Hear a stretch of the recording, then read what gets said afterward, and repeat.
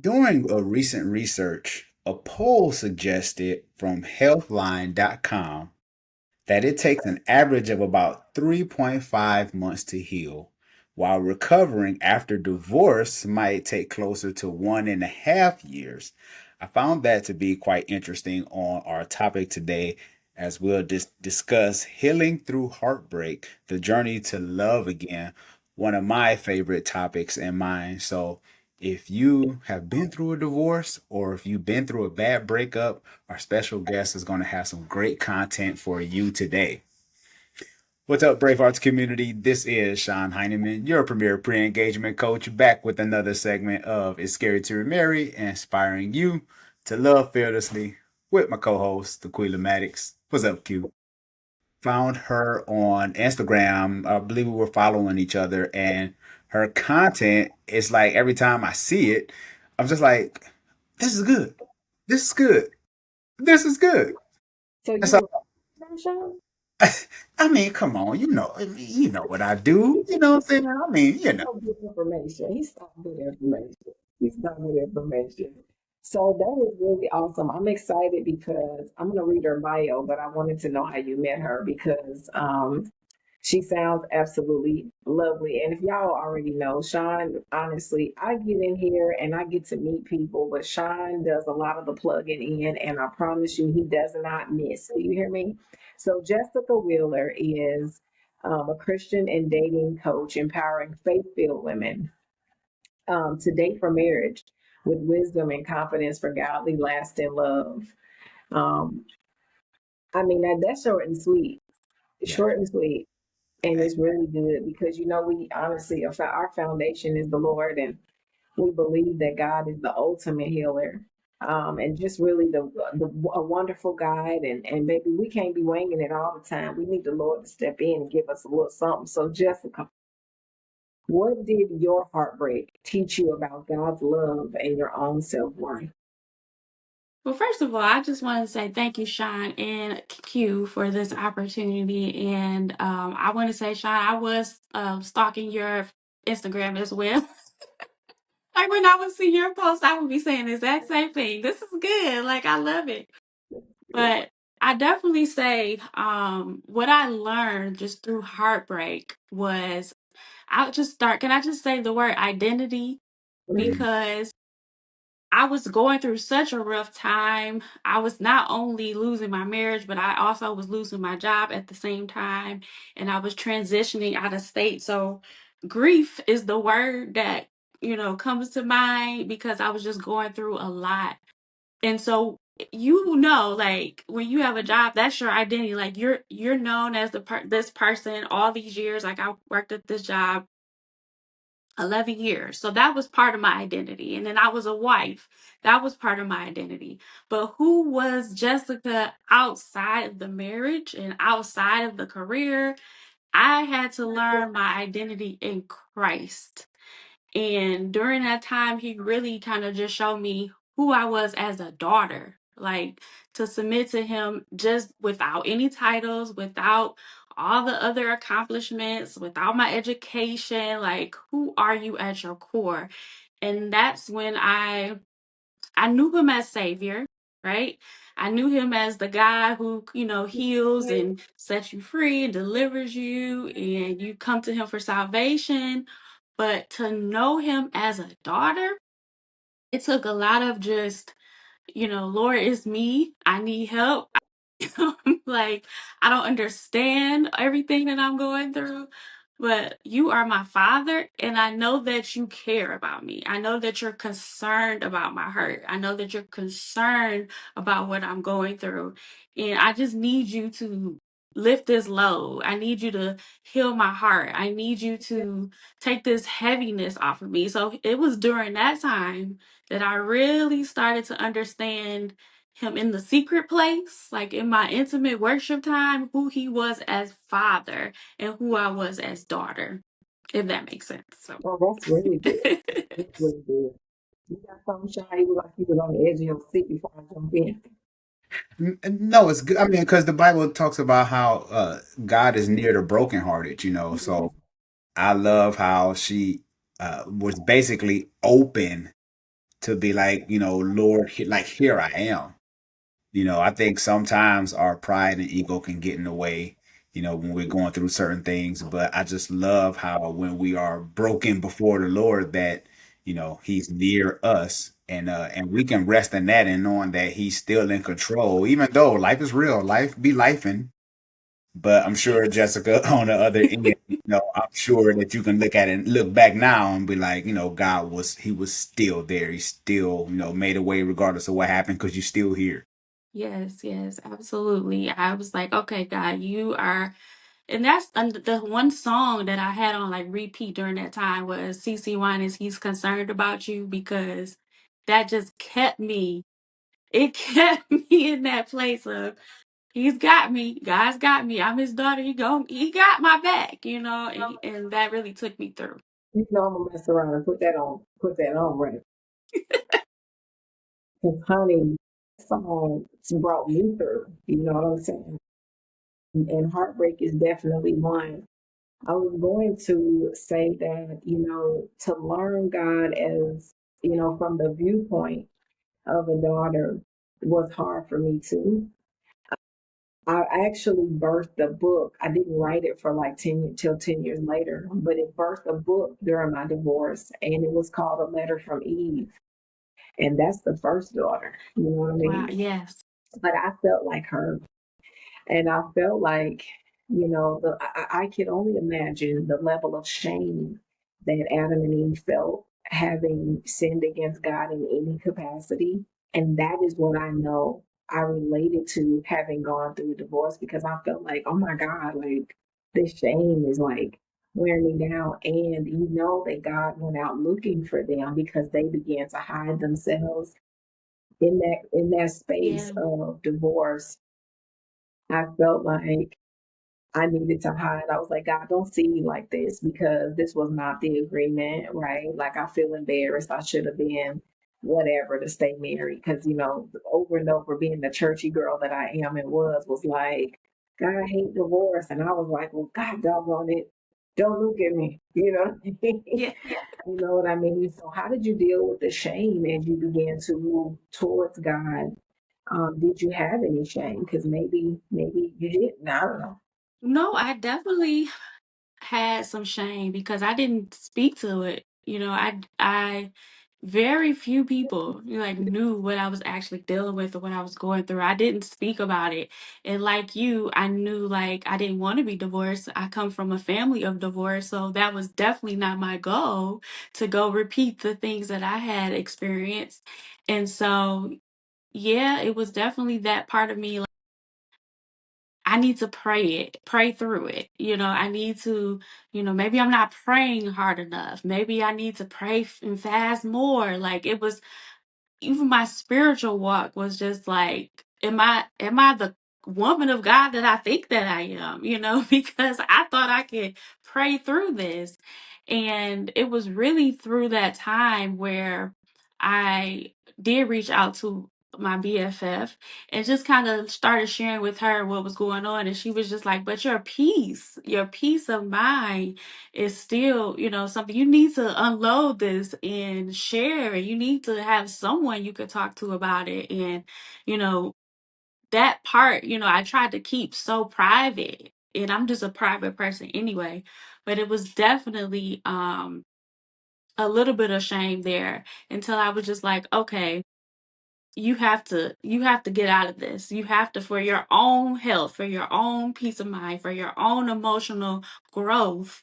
And so I had to basically put shame take shame off the back burner here and just go with, who cares?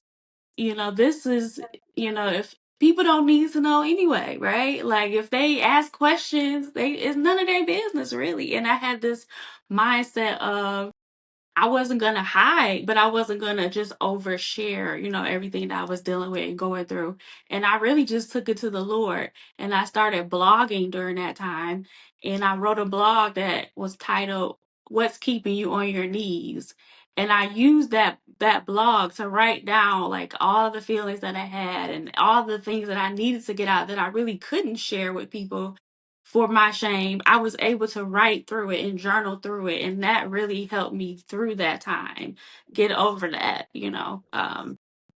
for sure. That's good. Hmm. Love it, love it. Was there a turning point where you knew healing had truly begun, and what shifted in you? Absolutely. So, first of all, my prayers changed because, when you go through some things, you can take on that victim, mentality, that victim mindset. So, my prayers was, Lord, I can't believe this happened. You need to do this, Lord. And how you do, a lot of it was about other things and other people and what had happened to me. And I really noticed the shift when my prayers began to, be okay, Lord, who are you making me be in this season? Who am I becoming? What did you want me to learn from this? Like I went from victim to learner. Like, okay, what did I not get out of what was my part in it? Did I do something wrong? What tell me, Lord, what I need to fix? What do I need to work on for me? And when my prayers started to change, I was like, okay, this is growth. This is growth. And then we can talk about it, and I don't have anxiousness. I'm not upset. I'm not mad. I'm not in a place where I'm just like angry and bitter. It was like I was content. I was happy. I could speak about it with a mindset of an overcomer versus a victim. And that's when I was just like, okay, I'm feeling better. I'm moving forward. Like healing is a journey. So Yes. you should never stop working on your healing. But I was able to see, okay, you are progressing. You have overcome this part where you can now, move on a little bit further. And, um, that was really the shift, my prayers, when I was like, okay, I see That's how you so doing. good. I've been doing game signs in the spirit, you know what I mean? Because I just felt like you represented every spiritual thug in me. You know what I mean? I was like, victim to learn, back to victor. You gotta get it. Like it was just, I was feeling that shine. I was feeling it, you know. I'm telling you, it's like I was like, listen, because that's how God he a G. You know what I'm Hmm. saying? He don't listen, he a G. That Romans 8:28 be doing a thing, and baby. And it doesn't mean, and what's so crazy is Romans 8:28, although all things work together for our good, that ain't the scapegoat not to do work. Yeah. That's not the scapegoat to say, let me settle in my foolery or let me make a little home in the misery and then turn it into God is wanting me here. You know, you literally are saying, and I love going from victim to learner because most people think we go from victim to victor, and that's why I love that because you can go from victor to learner to victor because Yes. there's some things we learn that we don't even know about ourselves and we don't and without these experiences we may never know, you know, you Hmm. don't know you overcome until you come over Yes. you know what So I'm good. saying, but we So don't be good. wanting to come over. I know sometimes I don't, That's real. you know. But heartbreak will make you recognize one thing I learned, and I heard from someone they were talking about. You do realize the heart has an amazing capacity.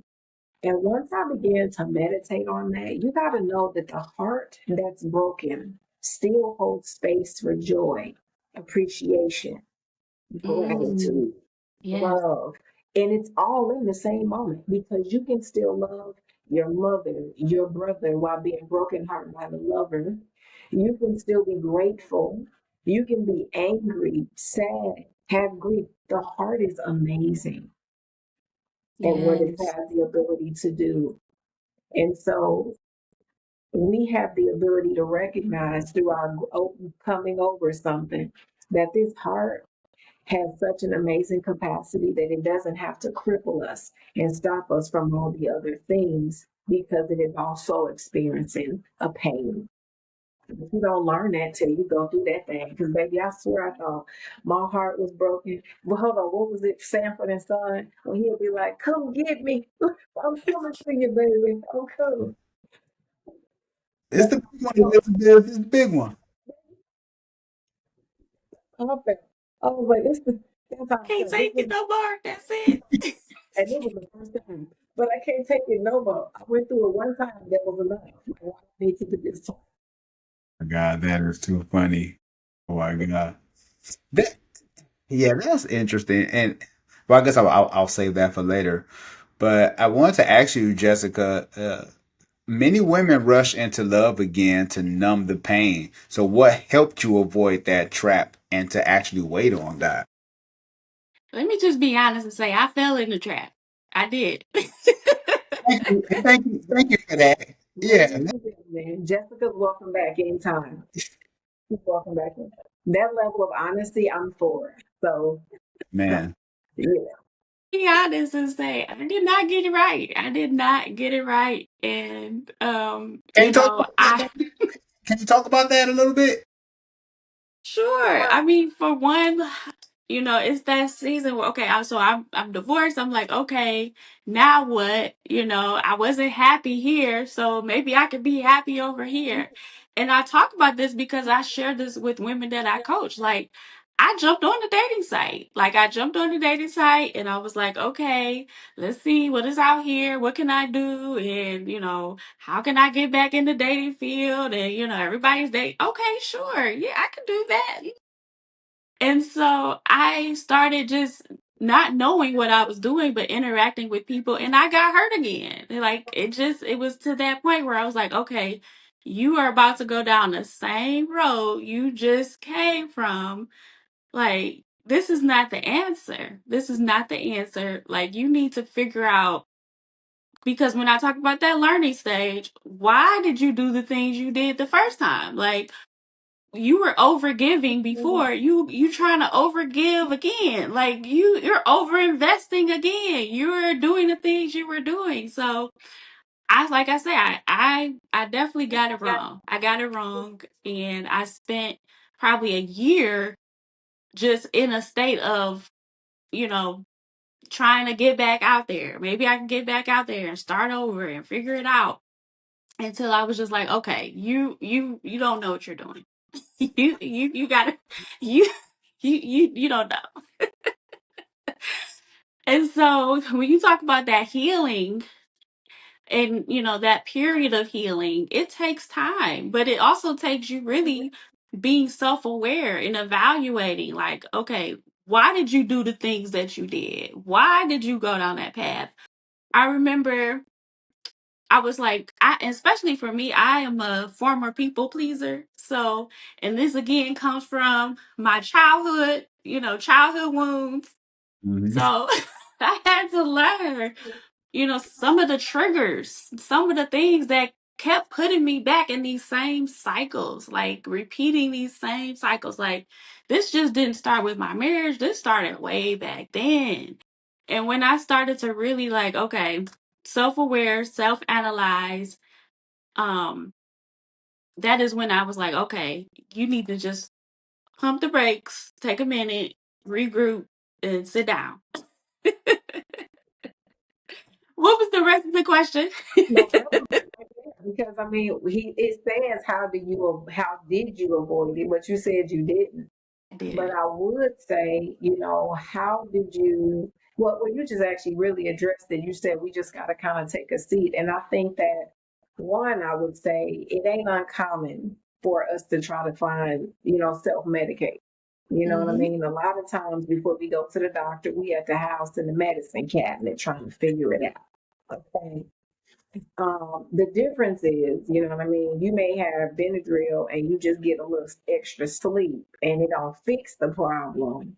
But baby, when it comes to the heart, the matters of the heart, you got to be way more intentional, honey. You know what I mean? Because you could do way Mm-hmm. more damage than just being sleepy. You know what I mean? So it's important for that, like you said, the self awareness. Because if you don't catch yourself, Yes. and realize that you are literally going down a similar or same or whatever the case path that's not good for you, productive, fruitful, anything like that, you will be sucked back into the vortex. You say you're a formal people pleaser. I really believe, unfortunately, I'm in rehab all the time. because I feel like I can be easily, it's like I feel like it without being intentional, I can find myself back in that place in a very quick, fast, and a hurry way. And to your point, when you're not aware of that though in real life, you don't know how to intercede on your own behalf. You don't know how to protect yourself. And what I learned was my pain made it easier because now people pleasing started to be strategic. It was like I'm trying to please you because I'm hoping that you'll give me what I'm giving you. And in some cases, and you can say anybody on the comments be like, that's manipulation. Call it what you want. The moral of the Mm-hmm. story is your girl was hurting and trying to find a way to feel good. And Yeah, people pleasing can serve as a means of trying to accomplish that sometimes. You know what I'm saying? If you're not careful. So I had to later on because self discipline is golden. That's when you get into the place where you can say no to the things and recognizing that you don't force somebody to produce for you what you should be producing for yourself. that part. And I had to tell, oh, I'm sorry, John. No, go I ahead. was just Go ahead. gonna say that I had to tell myself, like, you are the common denominator here. Like, the problem is you. Yeah, the truth. You Yeah. need to figure out what you need to You do do. to start making better decisions. Like, it's you need to do what you need to do to, not pick wrong or choose wrong because you are the one that's ending up in these situations. Like, you can blame it on other people, but at the end of the day, it was me that needed to figure it out. And if you do pick wrong, once you learn that it's wrong, Yes. go about faith, Yes. right? Go about faith. And with that being said, how do you coach women to balance vulnerability with discernment when Yes. dating after a heartbreak? So I coach women, one, the identity piece is very strong. I mean, because I said it before, like, who are you outside of your accomplishments? Who are you outside of your title, all the things you've done? Because many times the women will lead with that and they think that's being vulnerable. And then, then they wonder, okay, why am I not attracting these type of men? Or why am I not ending up with this? Or why does this keep happening to me? And it's because you're not leading with who you really are. Like, who are you? What lights you up? What gets you going in the morning? What motivates you? When is the last time what was the last thing you cried about? What was the last thing you prayed about? What what are your fears? What are your dreams? What are like the stuff that makes you you? When you lead with that, it's easy to say no to things when they're not going, where, okay, I can easily say no to this because I know who I am. I know what I'm looking for. I know what I want. I know what qualities that I have. Because again, my issue was a lot of times I just went with the flow. I just went with the flow of the relationship. Everything's going good. It wasn't okay. Things are all right. We having good phone calls and we spending time together and we're talking and we're sharing, but they don't know me. They don't know who I am and what I stand for, my values, my, qualities, my core values. And I teach women, like, first of all, we do a vision exercise where I just take them through a vision and prayer. Like, what is the Lord telling you about your love life? Are you even called to be a wife? Are you called to be married? Like, what has He even shown you about what you're supposed to be doing in the earth? Because if you don't know your calling, your purpose, how do you know what partner you need to be with? And you sharing your heart and you're oversharing to someone who doesn't deserve what you're giving out because you don't know Oversharing who is you so are. good. Yes. Oversharing is so good because when I think of oversharing, I don't even think of it the way you are actually referring to it, which is like you said, oversharing your heart, oversharing your resources, your time, your energy, your gifts, your talents to invest in a relationship where it's not it's not good ground basically. Yes. It's not compatible at the beginning and you overshare, and then you wonder why you're not getting anything back in return. You're wondering why that person is, because conversation builds connection, but is that the type of connection that you want? Is that the type of connection that's going to be a good foundation and building block for the relationship that you have? Are you all on the same page? Are you going the same page? So I try to tell women, like, don't lead with what you think is good. All of your accomplishment, all the things you've done, and all of the things that we're proud of. Like, don't lead with that. Lead with just who you are. Be vulnerable and share how you feel. It's okay to say, I am not available for that. That is, it's okay. You can say that. I am not available for this amount of time, or I only have 30 minutes today. Then you're not overgiving, you're not oversharing, you're not putting yourself where you feel like you've invested all of this time into someone who wasn't going to give you that time back before you even get there. So Mm. that's one thing I do try to teach women. I like that because and this actually this whole identity piece is a episode within itself, right? Because when you are talking to someone, you say, "Tell me a little bit about yourself," and the first thing that people say is, "Well, I graduated from Yale. I have 7 cars. I'm in the gym 7 days a week. I have this," and so people get lost in that shuffle. And I think a lot of times we get caught up in what we bring to the table opposed to the Yeah. person who's actually sitting at the table. You know, Ooh, yes. Yeah. I'm I'm somebody. Okay, the table is secondary, but the meal isn't good unless me and you at the table good. Mm-hmm. And so when we leading with accomplishments, and I heard this in Q, I think we talked about this last week, but I heard someone say that when you lead with lies or you lead with accomplishments, you're missing the person. You You're connecting with the wrong person because you're connecting pretentiously, basically, right? And right. when you done connected with the wrong person, sharing the wrong things, you ain't got vulnerable, and then they don't even realize the authentic version of you don't even match them. Yeah, and then that's why you get people in these relationships year after year, and they like, I just feel like they don't know me. Well, We never talked about it. Because yeah, we don't yeah. because we don't know you. And the sad, and most people, to keep it real, most people don't know themselves. That's why she's talking identity all day, even this weekend for holidays.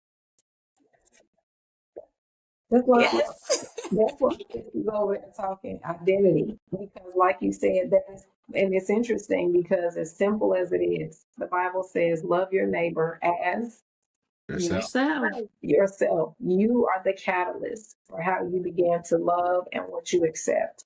You are the catalyst for that.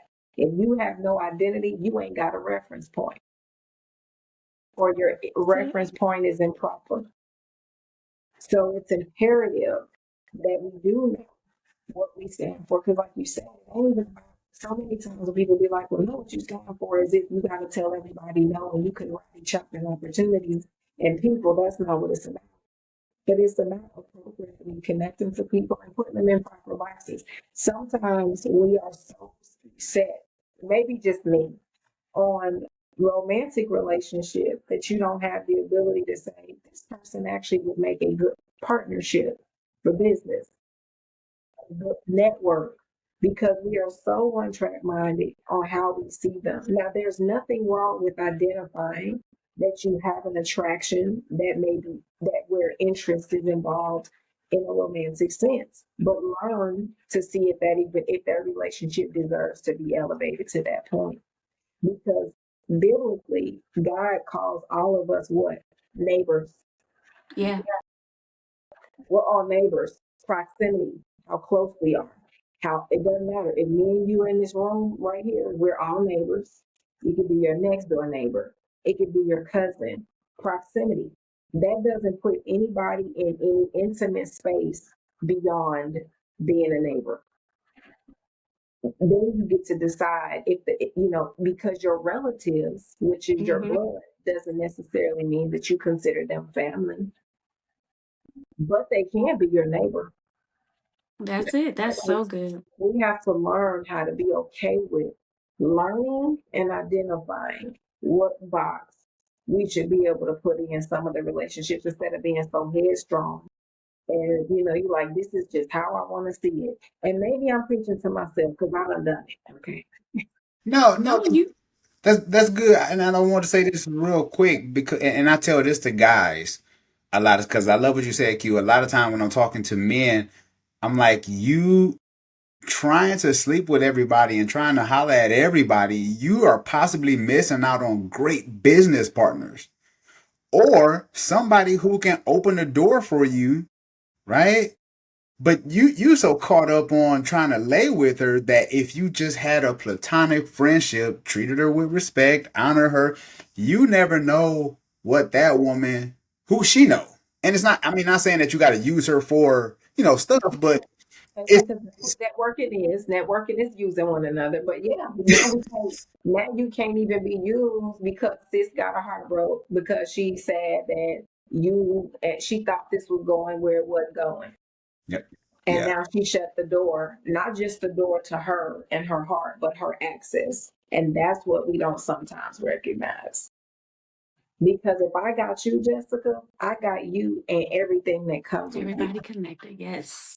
You know what I'm saying? So if I steward this relationship well, I get the family tree. You know what I'm saying? I already got Sean family tree. I gotta work on you, Jessica. That's so good. Yes. I love that you said that because women do that. I talk to women all the time who they're just locked in on, okay, he's not the one. It's like, wait, how did we get here so fast? Just say hello. Like, just say hi. It's like you objectify, like, wait, come back. Bring it in. Just say hi, how you doing? Nice weather. Or those a nice pair of shoes. Let's start there. Let's start there. yeah. Because there are men out here, contrary to popular belief, there are men that like to be mentally stimulated. It's like let's talk. Like, can I? You know what I'm saying? Yeah, let I think that if I'm honest and I checking in with me, there has been places in my life where I wasn't allowed to have platonic relationships. Especially being in my past life where I was super subtle religious, I only knew a male to be I was married young too, so my husband was it. And what I learned was what we were missing in the church setting was teaching people how to move and branch out into those other dynamics, those other relationship dynamics. Because we couldn't trust ourselves being around the opposite sex because it was always implied that there Yeah. was going to be something that was inappropriate that could potentially, you shouldn't be around and da, da, da, and and dare you not have the opposite sex friend, and people are like, "Oh, that's not what's really going on because I know you're doing X, Y, Z." Well, that made people say, "Well, let me refrain from the stereotype. Let me refrain from the judgment.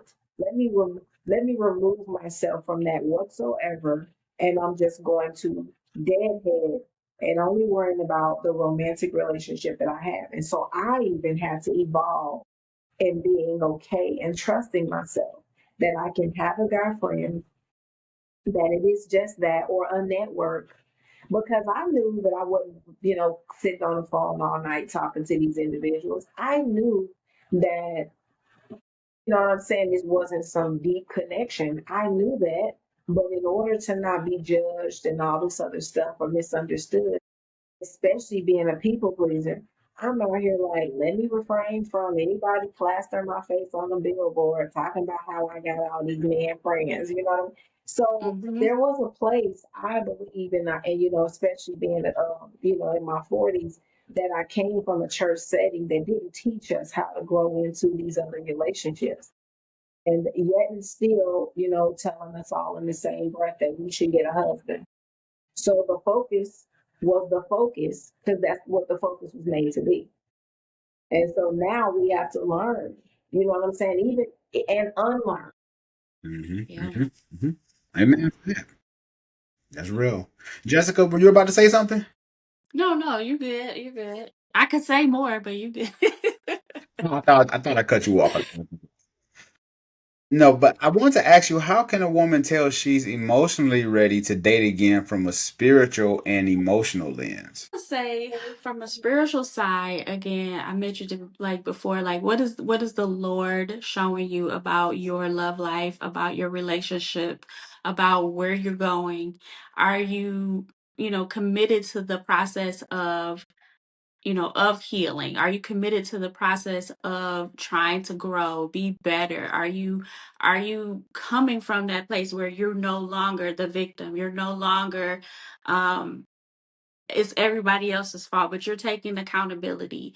Do you have a space where you can have, I call it a community, or some people around you, like a support system that you can walk this journey with, because you can't do it by yourself. Like, you might need a coach, you might need a pastor, you might need a therapist, you might need some cheerleaders that can root you on when things start going bad, or people in your life that can, again, show you, like, okay, sis, he not the one, or you might need to reevaluate, like, people in your corner. So do you have that support system um in place, so you won't make the same mistakes again? It goes back to something I read not too long ago. Like, once you've healed, what systems have you put in place to keep your healing going, to keep it progressing, so you don't go back to where you were? So you need to have that in place. So I'm looking at women like, okay, what is your normal day to day? What do you do normally? Like, what's your routines, and how have you made space for God? How have you made space for prayer? Do you read your word? Like, do you have that spiritual, muscle that you're building spiritually, as well as, do again, identity? Do you know who you are in Christ? Do you know your purpose?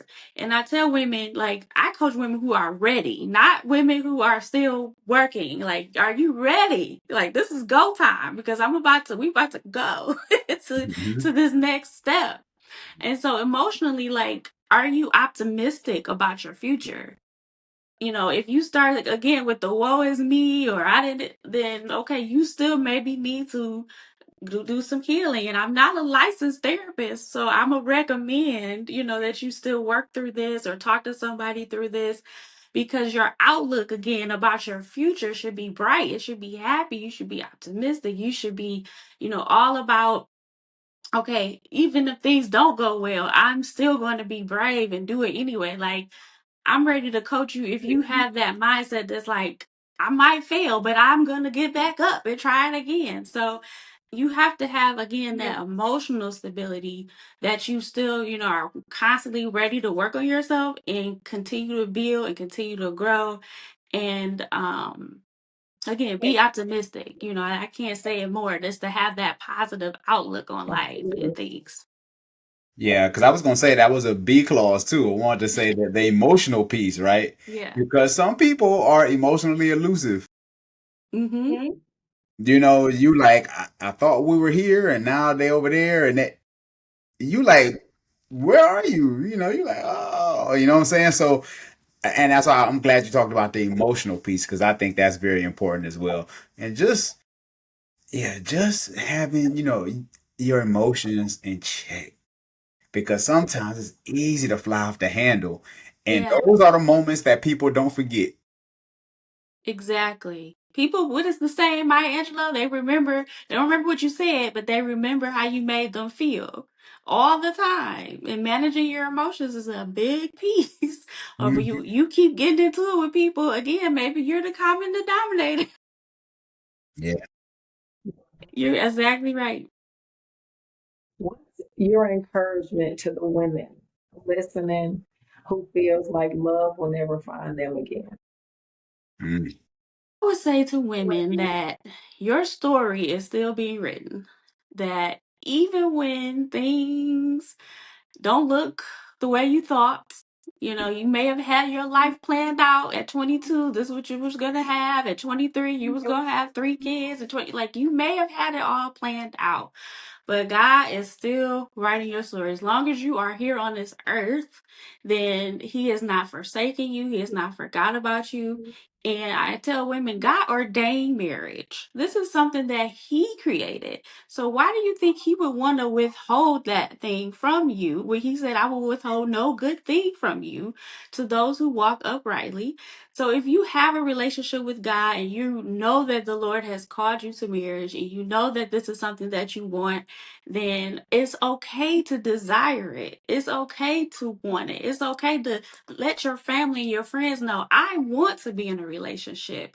And speaking that out loud, like let that start to be a part of your prayer and confession that I will have the life that the Lord has called me to. I will be a wife. I will be a mother. I will have godly love and a long lasting relationship. Like, make that part of your confession and believe and stand on that thing that, you're doing the work. If you are doing the work and you're becoming the woman that you're supposed to be, you will attract the life that you're supposed to have. It all will work together for your good.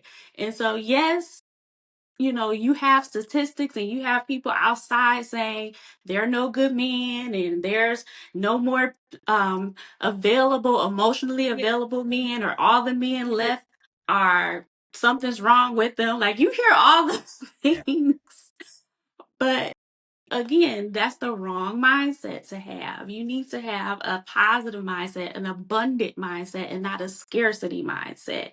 And just believe that if there's a 1.7 billion people, however many billion people it is on the earth, then your person is out there. Your person is out there. And you just have to leverage the things that you have available to you to come in contact with that. Don't sit on the sidelines and just do nothing.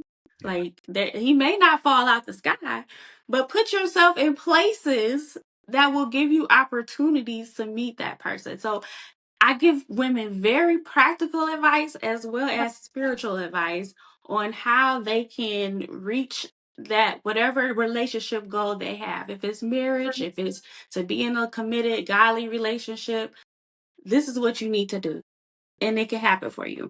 Mhm. It happened for me. I don't know if I ever said that, but I'm now happily married, been married now 3 years.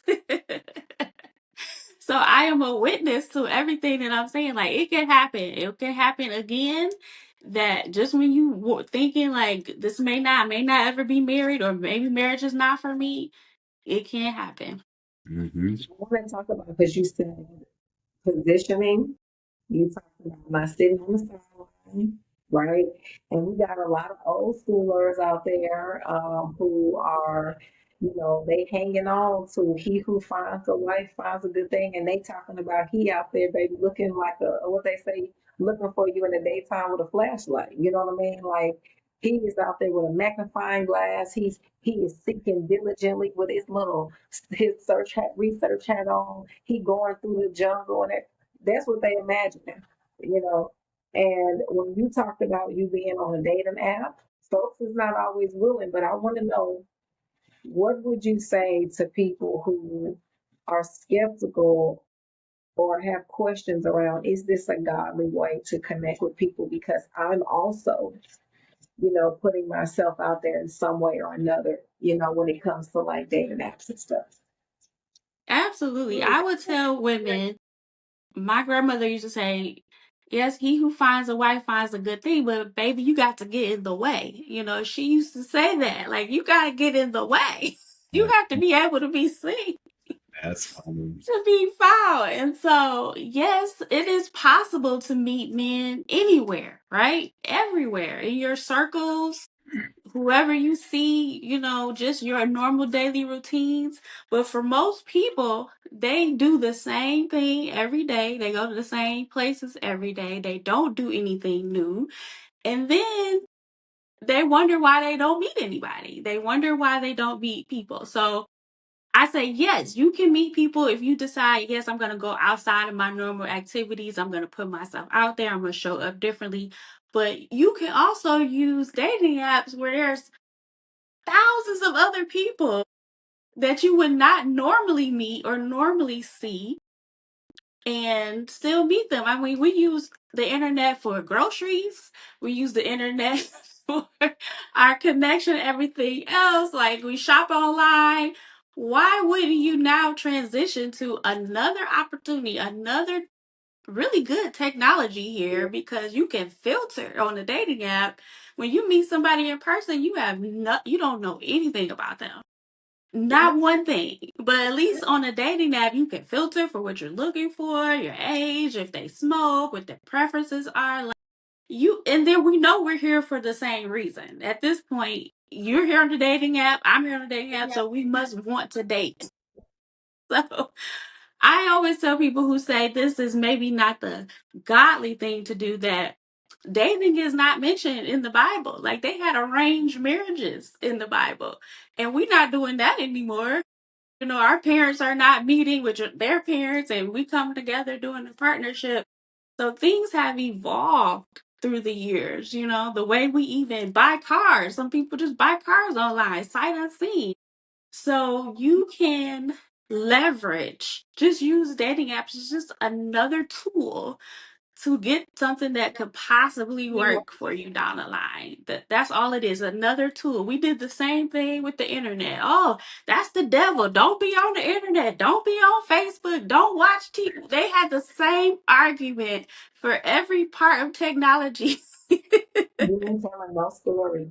That is so Right? true. Honey, you So, would have thought they was gonna suck us into them computers, honey, back then. You hear me? yes. And meanwhile, Amazon is making its way. Listen, honey, Amazon is a whole family member. Mm-hmm. Okay. That's funny. It's a family member at this point. Like everybody, they're just, yeah, it's a family member. Everybody's indulging, ordering, like you said, and everybody may not order groceries, but baby, y'all is ordering Amazon. You No, ordered no, Amazon. she's saying order you a spouse. No, I'm just kidding. Yeah, right. Some people just think the Amazon man gonna be their husband. Like, he gonna knock on the door and be like, "Well, the Lord has called me to you." Like, Well, she mentioned them falling out the sky, so they was like, wait. Look, somebody set up and said, wait, this for me. This is the way I need to hear. What's the instructions on that? The fall out the sky. What's the instructions on it? No, I'm just kidding. well, Q, go ahead, and yeah, this has been a phenomenal episode. Q, you want to go ahead and lead us out? Absolutely. First of all, we want to just give a special shout out again to Jessica for being our guest today. We have really enjoyed you, and I am excited for your future and for the women who have the opportunity to come into contact with you. You are very impactful. Could you let everybody know where they can find you if they wanted to connect with you? Hear this lovely content that my brother from another mother was talking about. Let them know where they can find you.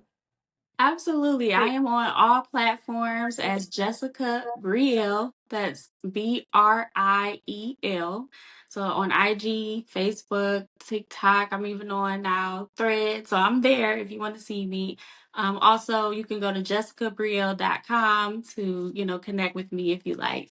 And we're also going to make sure that we include our information below. And we also wanted to make sure that why would you want to miss this lovely content? Because Scary to Remarry has it going on. You know what I'm saying? So make sure you hit the subscribe button. Because what else are you doing? You want to make sure that you stay in connection with our lovely hosts out here. My brother Sean. You know Yes. what I'm saying? And Q, of course, and making sure that you tap into our lovely guests. We're also on Apple Podcasts. And, I want you to leave a review. Let us know what you think. We'd love to hear your thoughts. Share in the comments what you guys thought about today's episode. Connect with us, follow us, be a part of our Scary to Remarry, our Braveheart community, and our Scary to Remarry audience. We always appreciate you guys for tuning in.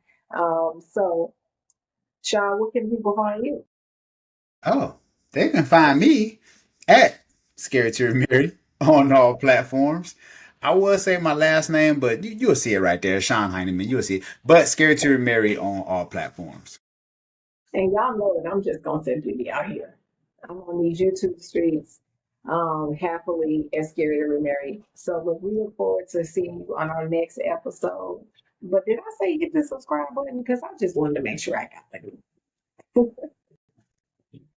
All right, Brave Hearts community, we are out.